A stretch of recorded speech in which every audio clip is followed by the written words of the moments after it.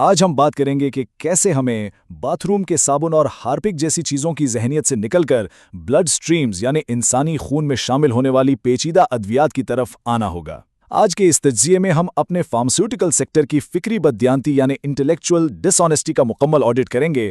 ہم جائزہ لے رہے ہیں ایک انتہائی چشم کشا کیس سٹڈی کا جس کا نام ہے دی فارماسیوٹیکل سرنڈر۔ یہ پروجیکٹ پلان 2047 کا حصہ ہے جو پچھلے 80 سالوں سے جاری ایک بہت بڑے فکری خلا کو بے نقاب کرتا ہے۔ تو آئیے بلا تاخیر اس گہرے تجزیے کا آغاز کرتے ہیں۔ اور اس صورتحال کی سنگینی کو سمجھنے کے لیے ذرا لیڈ آرکیٹیکٹ عابد علی شاہد کے ان الفاظ پر غور کریں۔ وہ کہتے ہیں، میں عابد علی شاہد ہوں، یہ 2026 ہے، ہم 2027 کی طرف بڑھ رہے ہیں، ہم 2047 کے ایک سال اور قریب آ گئے ہیں، اور آج بھی ہم انٹلیکچوئل ڈس آنیسٹی کے پردے کے پیچھے چھپے ہیں۔ ذرا یاد کریں کووڈ-19 کا بحران، جب پوری دنیا ویکسین بنانے اور mRNA انجینئرنگ کے لیے تیز ترین SOPs بنا رہی تھی تو ہم کیا کر رہے تھے؟ ہم اپنے لوگوں کو لہسن اور ادرک کھانے کا مشورہ دے رہے تھے۔ کتنے افسوس کا مقام ہے۔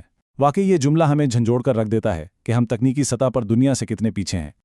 اور یہی وجہ ہے کہ اب ہمیں ایک بہت بڑی اور فیصلہ کن تبدیلی کی ضرورت ہے۔ مقالے میں سے باتھ روم سے بلڈ سٹریم تک کا سفر قرار دیا گیا ہے۔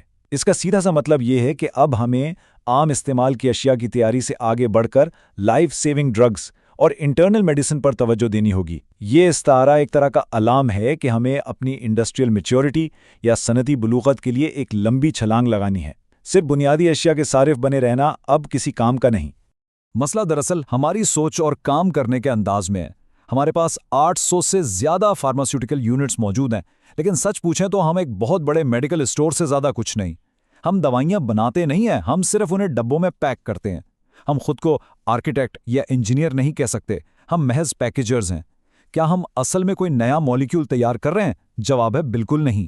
یہ ریسرچ اسی بنیادی بات کو چیلنج کرتی ہے کہ دوائیوں کو صرف ڈبے میں بند کر دینا کوئی صنعتی ترقی نہیں ہے۔ اب آپ سوچ رہے ہوں گے کہ یہ دعویٰ کتنا سچ ہے، کیا واقعی ایسا ہے؟ تو آئیے اس کنزیومر کرمنالٹی یا صارفیت کے جرم کو محض نظریاتی بحث کے بجائے اعداد و شمار کی اینک سے دیکھتے ہیں۔ ہم 2025-2026 کے اس فورنسک آڈٹ یا لیجر کا غیر جانبدارانہ جائزہ لیتے ہیں۔ جب ہم ان حقائق کو سامنے رکھتے ہیں تو یہ بات بالکل ناقابل تردید ہو جاتی ہے کہ ہم کہاں کھڑے ہیں۔ آئیے اس فورنسک لیجر کے اندر جھانکتے ہیں۔ یہ موازنہ فکری ملکیت اور پیداواری صلاحیت کے ایک بہت بڑے بلکہ حیران کن ریالٹی گیپ کو ظاہر کرتا ہے۔ ذرا ان اعداد و شمار کو دیکھیے۔ ہماری سالانہ برآمدات یعنی ایکسپورٹس بمشکل $328 ملین کے لگ بھگ ہیں، جبکہ پڑوسی ملک بھارت $25 ارب سے زیادہ کی برآمدات کر رہا ہے۔ پیٹنٹ گرانٹس میں ہمارا نمبر نہ ہونے کے برابر یعنی محض ڈبل ڈیجٹ میں ہے، اور ان کے ہاں یہ تعداد 64,000 سے اوپر ہے۔ ہم 90 سے 95% API باہر سے منگواتے ہیں اور وہ خود برآمد کرتے ہیں۔ وہ حقیقت میں دنیا کی فارمیسی بن چکے ہیں، اور ہماری اس حوالے سے پہچان بالکل صفر ہے۔ ہم صرف ان کے برانڈز کے لیے ایک میڈیکل سٹور ہے۔ اور یہ فرق کتنا بھیانک ہے وہ اس سے بالکل واضح ہو جاتا ہے۔ بھارت ہم سے 75 گنا زیادہ برآمد کر رہا ہے۔ 75 گنا! یہ کوئی معمولی بات نہیں ہے۔ اس سے ایک ہی نتیجہ نکلتا ہے کہ صرف دوائیوں کو پیک کرنے والی کوئی بھی انڈسٹری کبھی بھی دنیا میں برآمدات کا بڑا حصہ نہیں بن سکتی۔ جب تک آپ اپنے بنیادی کیمیکلز خود تیار نہیں کرتے، آپ اس دوڑ میں شامل ہی نہیں ہیں۔ اب ذرا اس ایک نمبر پر نظر ڈالیں، 64,000 سے زیادہ۔ یہ پڑوسی ملک میں ایک ہی سال میں منظور ہونے والے پیٹنٹ گرانٹس کی تعداد ہے، اور ہمارے ہاں کچھ بھی نہیں۔ اس کا سیدھا سا مطلب ہے کہ ہماری انٹلیکچوئل اتھارٹی صفر ہے۔ جب کوئی نئی تحقیق ہی نہیں ہو رہی، کوئی نیا مالیکیول ایجاد ہی نہیں ہو رہا، تو ہم پیٹنٹ کس چیز کا کروائیں گے؟ یہ وہ المیہ ہے جسے اس کیس اسٹڈی میں نہایت سختی سے بے نقاب کیا گیا ہے۔ تو آخر یہ اربوں روپے کی انڈسٹری کر کیا رہی ہے؟ اس کا جواب ہمیں اس تجزیے کے دوسرے حصے یعنی کیمیکل سپلائی لائن کے آڈٹ میں ملتا ہے، جسے API کے جال کو سمجھنا کہا گیا ہے۔ یہ وہ جال ہے جو ہماری انڈسٹریل بزدلی کی اصل قیمت بتاتا ہے۔ آئیے دیکھتے ہیں کہ یہ سارا پیسہ آخر جا کہاں رہا ہے۔ لیکن اس جال کو سمجھنے سے پہلے جلدی سے یہ جان لیتے ہیں کہ یہ API آخر بلا کیا ہے۔ آسان لفظوں میں ایکٹیو فارماسیوٹیکل انگریڈینٹ کسی بھی دوا کا وہ اصل کیمیائی حصہ ہے جو آپ کی بیماری کو ٹھیک کرتا ہے۔ باقی دوا تو صرف ایک ذریعہ ہے، ایک سواری ہے جو اس کیمیکل کو آپ کے جسم کے اندر تک محفوظ طریقے سے پہنچاتی ہے۔ تو اصل چیز، اصل جادو اس API میں ہے۔ اسے ذہن میں رکھیے گا، کیونکہ آگے ہم نمک کی جو ریاضی سمجھنے والے ہیں اس میں یہ بہت اہم ہے۔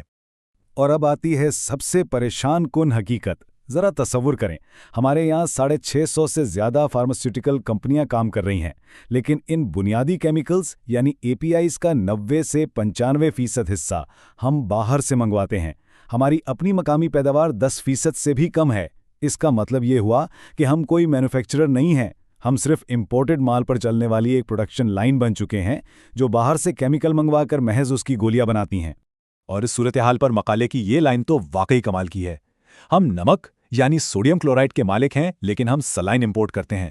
ہم محنت کے مالک ہیں لیکن رائلٹی ہم دوسروں کو دیتے ہیں۔ یہ تو حماقت کی انتہا ہے نا۔ ہم ایک طرف تو $1 ٹریلین کی صارف مارکیٹ ہیں اور دوسری طرف $1 ارب کے امپورٹ کے جال میں بری طرح پھنسے ہوئے ہیں۔ خام مال اپنا ہے لیکن ٹیکنالوجی کے لیے پوری طرح سے دوسروں کے محتاج ہیں۔ اب ذرا دیکھتے ہیں کہ یہ نمک کی ریاضی کام کیسے کرتی ہے اور یہ معاشی لحاظ سے کتنی خوفناک ہے۔ ہوتا کچھ یوں ہے، پہلا قدم، ہم اپنا کچا نمک کوڑیوں کے بھاؤ ایکسپورٹ کر دیتے ہیں۔ دوسرا قدم، غیر ملکی کمپنیاں اسی نمک کو صاف کر کے اس پر فارما گریڈ سوڈیم کا لیبل لگا کر وہی نمک 2000% منافع کے ساتھ ہمیں واپس بیچتی ہیں۔ اور تیسرا قدم، اس سارے عجیب و غریب چکر میں ہم ہر سال $150 ملین کا زر مبادلہ محض امپورٹ کی مد میں ضائع کر دیتے ہیں۔ یہ وہ معاشی رساؤ ہے جسے ہم آسانی سے روک سکتے ہیں۔ خیر، یہ تو ہو گئے مسئلے اور بیماری کی بات۔ کیا اس کا کوئی علاج بھی ہے؟ بالکل ہے۔ یہ مقالہ صرف روتا نہیں ہے بلکہ ایک ٹھوس حل بھی پیش کرتا ہے جسے 2027 کے لیے پائلٹ پروجیکٹ کا نام دیا گیا ہے۔ اس کا سیدھا سا مقصد یہ ہے کہ 80 سال سے جاری اس چکر کو توڑا جائے۔ ہم غیر ملکی کمپنیوں کے لیے دولت نکالنے کا ٹرمینل بننا بند کریں اور اپنی انڈسٹری کو خود انحصاری کی طرف لے کر جائیں۔ تو اس پلان 2047 کا ویژن کیا ہے؟ یہ بہت ہی عملی اور قدم بقدم SOP تجویز کرتا ہے۔ سب سے پہلے ایک مائکرو API لیب شروع کی جائے۔ بنی بنائی ادویات خریدنے کے بجائے ہم انٹرمیڈیٹ مالیکیول کی انجینئرنگ خود کریں، امپورٹڈ فارمولوں کو چھوڑ کر اپنے نیشنل سٹینڈرڈز بنائیں۔ اور سب سے اہم بات، ہمارا مقصد صرف مارکیٹ میں پیناڈول کے پتے بیچنا نہیں ہونا چاہیے بلکہ فیصل آباد، کراچی اور لاہور میں بیٹھ کر پیراسیٹامول کا مالیکیول خود بنانا ہونا چاہیے۔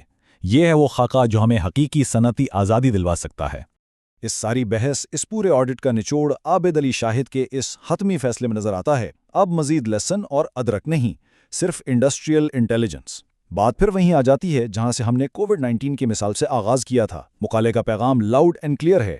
حقیقی خود مختاری ڈبوں کی پیکنگ سے نہیں بلکہ مالیٹیلر سطح پر اپنی پروڈکشن شروع کرنے سے آئے گی۔ دنیا پر مسلسل انحصار کسی بھی وقت ہمارے لیے جان لیوا ثابت ہو سکتا ہے۔ اور آخر میں مقالے سے لیا گیا یہ ایک سوال جو آپ سب کے لیے چھوڑے جا رہا ہوں، کیا ہمارے میڈیکل پروفیشنلز، ڈاکٹرز، فارماسسٹ، سب لوگ ملٹی نیشنل کمپنیوں کے ریٹیل کلرک بن کر خوش ہیں، یا اب وقت آ گیا ہے کہ ہم خود انڈسٹریل انٹیلیجنس کی قیادت کریں؟ یہ ہم سب کے لیے ایک لمحہ فکریہ ہے۔ فیصلہ ہمارا ہے کہ ہم نے صرف دوائیاں پیک کرنے والے رہنا ہے یا ادویات سازی کے حقیقی آرکیٹیکٹ بننا ہے۔ اس تجزیے میں آخر تک میرے ساتھ رہنے کا بہت شکریہ۔